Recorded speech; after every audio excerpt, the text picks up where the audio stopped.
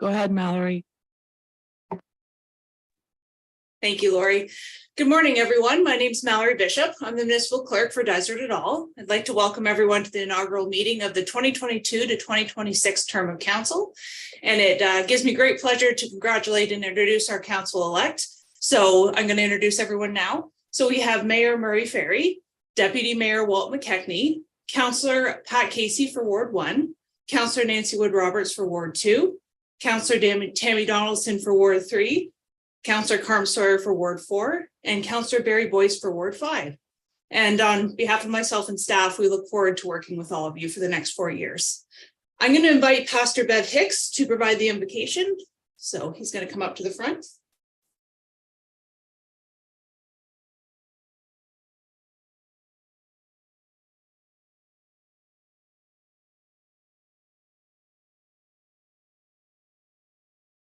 And pleasure and joy. Everybody can hear me okay? You're good to go. Good. As I always begin when I always state when I begin giving an invocation to anything like this, I usually state what our Charter of Rights and Freedoms states, whereas Canada was founded upon the principles that recognize the supremacy of God and the rule of law. So I'm here today to give the spiritual input, and I'll be done in about 10-15 minutes, and I'll leave it to the next 4 years for you people to look after the rule of law. Fair enough. And so let me just share a little story here that I think kind of reflects on politics and what's happening today. So there's a story of an older gentleman. He was a grandfather, and he was leading his donkey into town one day with his grandson riding on it. And so along the way, he met some people. They were criticizing him for making the young boy making his grandfather walk. So they decided to switch places. So the grandson gets off the donkey and grandfather hops up on it, and the little boy's leading the donkey down the road. Well, it's not long before some people meet them and they say, well, how ridiculous it is for that little boy to be walking and his grandfather's riding on the donkey and, making the little boy do all the walking. So they decided that both would get on the donkey. Well, it's not too long before they meet some people and they say, well, that's cruel, how they're treating that poor animal, both of them riding on the donkey. So they both get off and they decide to carry the donkey into town. And you guessed it, pretty soon they get into town and everybody's laughing at them for wasting their time, not using that donkey for a good opportunity and luxury for it to be used for travel.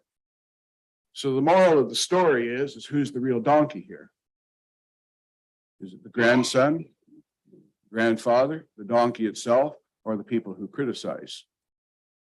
So I think we've all lived long enough to know it's impossible to please everybody, to make everybody happy. You can't do that.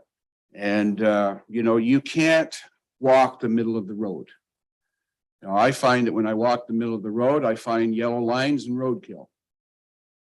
And it pretty much makes sense of what we try to do to, please everybody.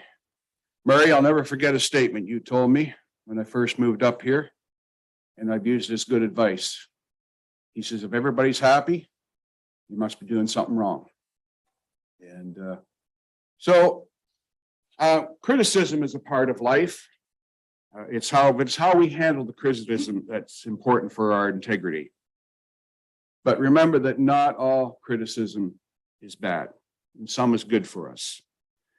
I think we need to be good listeners in this day and age. There's a lot of people angry out there.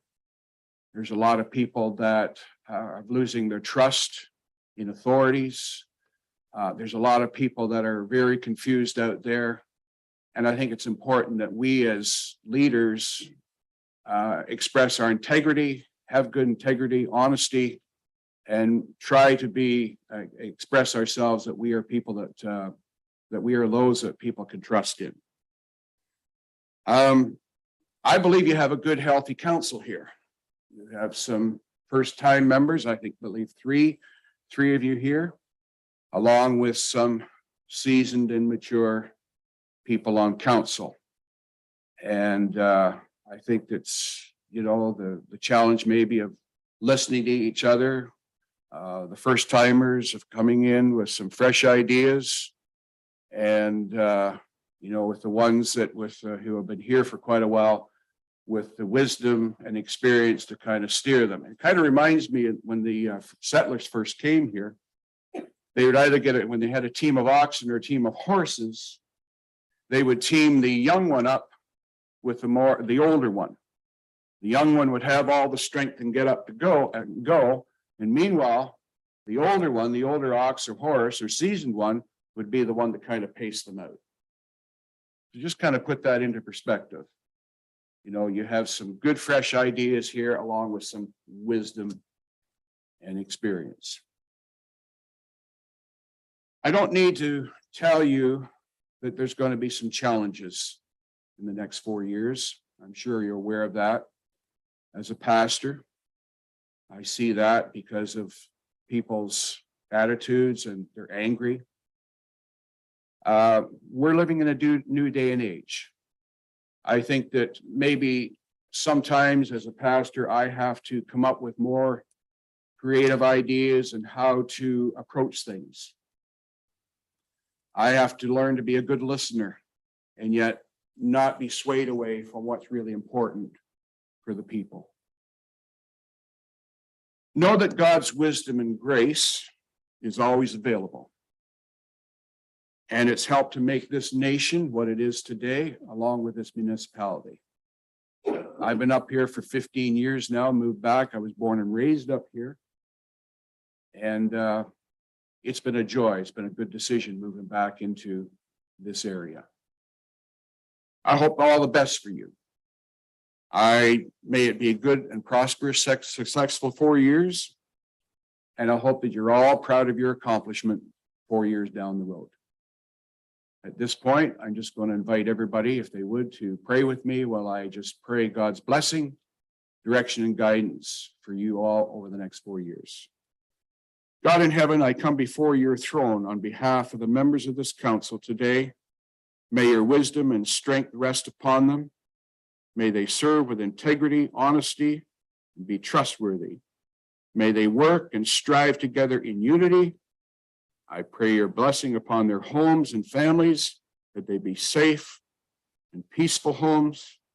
May this be a prosperous 4 years for them, successful 4 years, free from any setback, hindrance, or interruption. May they serve in humility, yet take pride for the service that they do. I ask this in the name of your Son, Jesus. Amen. Thank you, everyone, and God bless you. And if I can be of any help to you in the years to come, don't hesitate to call. Perfect. Thank you, Pastor Hicks. So we'll now administer the declarations of office for the 2022 to 2026 term of council. So members-elect, please rise. Make sure you're on camera. Look at your in the view there, and please raise your right hand and repeat after me. We, having been duly elected to the office in the municipality of Dysart et al., do solemnly promise and declare that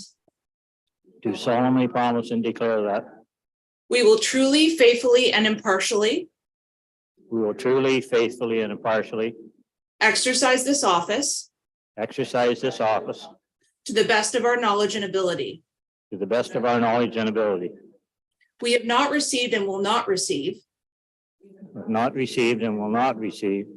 any payment or reward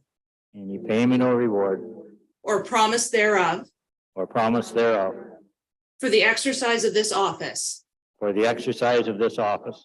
in a biased, corrupt, or any other improper manner. We will disclose any pecuniary interest, direct or indirect, in accordance with the Municipal Conflict of Interest Act. in accordance with the Municipal Conflict of Interest Act. We will be faithful and bear true allegiance I will be faithful of their true allegiance to His Majesty King Charles III. to His Majesty King Charles III. And we make this solemn promise and declaration, And I make this solemn promise and declaration, conscientiously believing it to be true, conscientiously believing it to be true, and knowing it that is of the same force and knowing it is of the same force and effect as if made under oath. and its effect as if made under oath. Okay, everyone can take a seat. So the 2022 to 2026 term of council is now organized as per section 232 of the Municipal Act. So congratulations, everyone. Please sign the declarations in front of you. And once all have been signed, I'll turn the meeting over to our chair, Mayor Ferry, and he can deliver the land acknowledgement.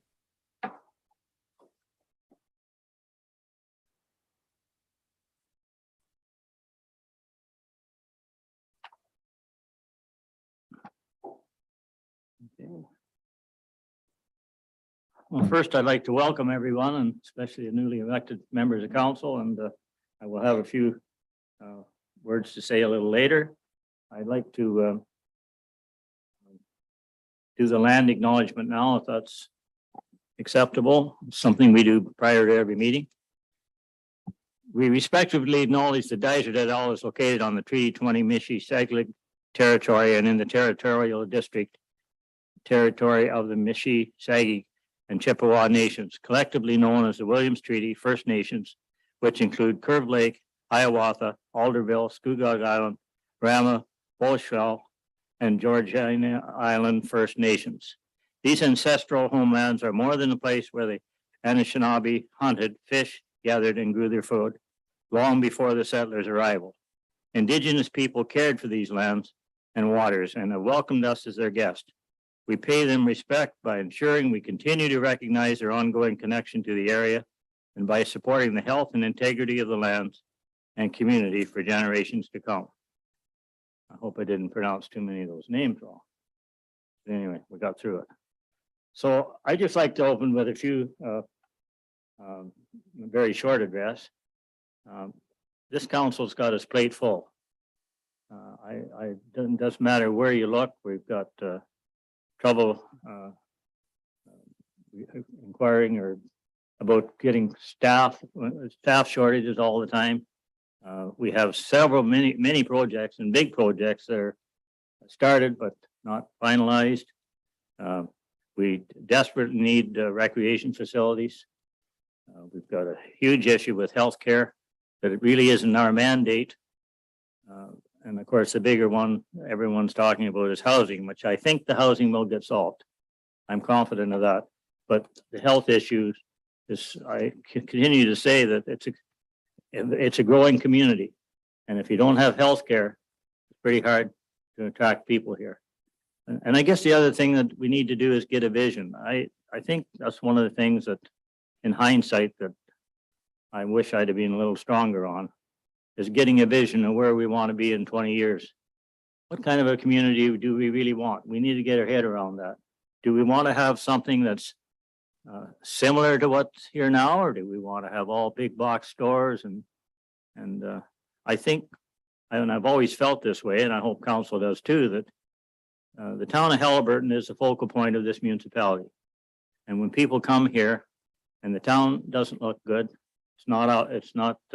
doesn't have any character. You know, there's grass on the sidewalks and around the telephone poles. And the curbs are tore to pieces. I don't think that creates an image that people want to see. And certainly I'm not proud to see it that way. And so I think we've got a lot of work to do. And on top of that, the treasurer is saying that we're in a recession. So, and we've got a lot of people that are hurting. So we've got a lot on our plate. I'm confident that we've got the people here to move us forward. I know we do. We just have to take our time and make decisions that are good for all of us. And for the new counselors coming on and the ones that are here, if I learned anything over those 40 years or more, is that when you're making decisions, don't make a decision for one person that you can't make for the next one that comes along, because that's what gets you in trouble. And trust me, it's got me in trouble. many times where you make an exception for somebody and then what do you do for the next one? Comes along with the same reason. So again, I want to, for Pat and Nancy and now Barry didn't have a tough run, but for Carm, I want to congratulate you for stepping up and going into the process. It's not easy, and I often say that the swearing in ceremony is just what happens before you're sworn out, because people get pretty upset with you sometimes. So, and as the pastor has said, we're not going to be right all the time, but we need to move this township forward and have a plan to do it. And I think that's the key here. We're just kind of doing knee-jerk reactions. When something comes along, we want to deal with it. We're not really thinking about how that fits in the whole picture. So I've said enough, and if any of the rest of you want to say something, Walt, there, I'll turn it over to you. Thanks, Murray. I would just like to say thank you to Murray for putting his name back in the hat to be our mayor again. I think we're at a time in our municipality that we really need some experience and some leadership. And he's, to me, is the best person for the job. I would definitely like to say hello and welcome to our 3 new councillors, especially our experienced Tammy and Nancy. And I do believe that we have makings here of a solid council that will work together. And that's the key. I'm a big believer in having a team here, and I think we got a really good team. Biggest thing is for us to communicate. And I think we got the leader here to my left, and I'm sure they're going to be here to help out in any way I can, and I sure welcome you. We have a great staff here. We have great leadership at the top in our CAO, Tamara, and our clerk, Mallory and Lori. We have great staff. So we got all the makings here. We just got to do some positive things for best interests of our municipality. And I'm sure that's what we're going to do. Thank you. Anyone else have anything else to say? Tammy, I didn't leave you out there because you seem to have Ward 3 written on your forehead. You're there every time. Congratulations again. Okay, so I think we're Tamara and Mallory have some things to complete after. So I guess we need a resolution to deal with the confirming bylaw. So could I have a mover and seconder for that? I know we're almost over and we're not doing much, but got to get your picture taken today. Moved by Walt, Councillor Deputy Mayor McKechnie. Seconded. Donaldson. Okay, all in favor? Okay. And the adjournment, that was easy. Who wants to adjourn? And second? Pat Casey. Good. Be resolved the council adjourn November 15th at 9:17. All in favor? Carried. Thank you. So now I guess, Mallory, we're going to turn it over to you or Tamara, who? Actually, we're just going to adjourn because we just have some paperwork for you to fill out and so forth. So we can go That's upstream. Welcome, everybody. Thank you. I think 2 or 3 of these guys have their honey uniforms in the truck.